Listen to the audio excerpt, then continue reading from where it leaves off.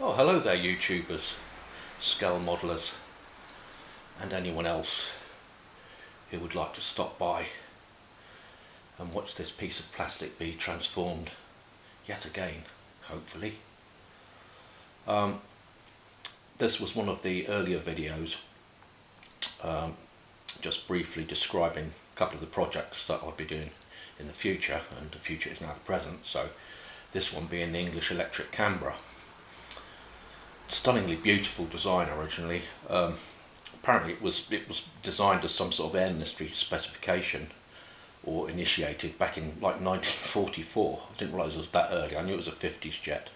And more interestingly, seeing as I've just finished my first mosquito model, is this was actually designed as a successor, a jet bomber successor to the Mosquito. No doubt give an extra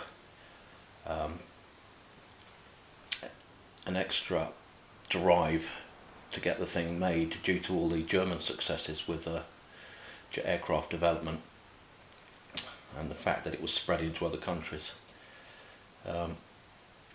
So yeah, and this is going to be a challenge. Again, it's another template. Well, I say template.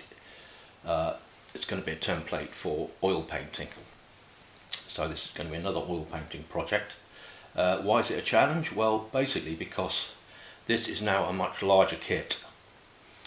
I wanted to see how or what problems present themselves when you're trying to paint a scale model with oil paints over a larger surface. It's much easier on a smaller one. I mean, the Mosquito was nearly half the size of this.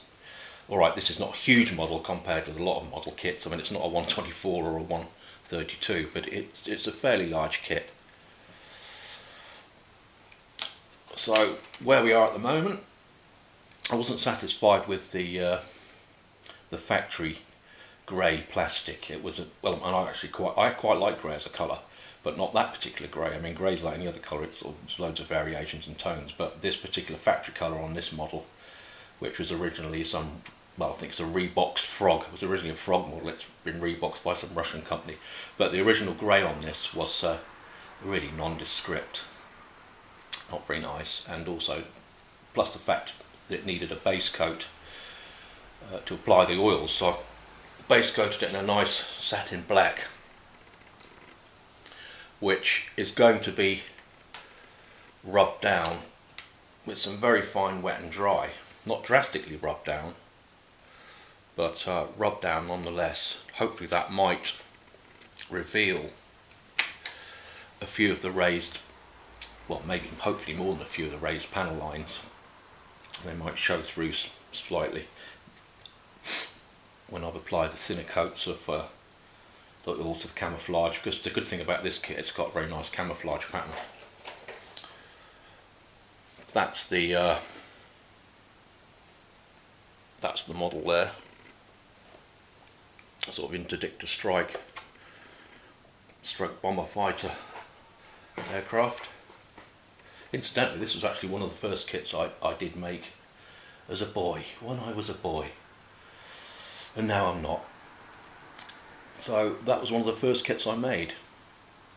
In fact, it was still alive up until a good few years ago, but then my youngest got his hands on it and put paid to that. But it was already damaged anyway. I certainly can't tell off a small child for wanting to play with an aeroplane. So that was the end of that one. This is a different story though. Anyway, thanks for watching, and I'll post an update soon. Bye for now.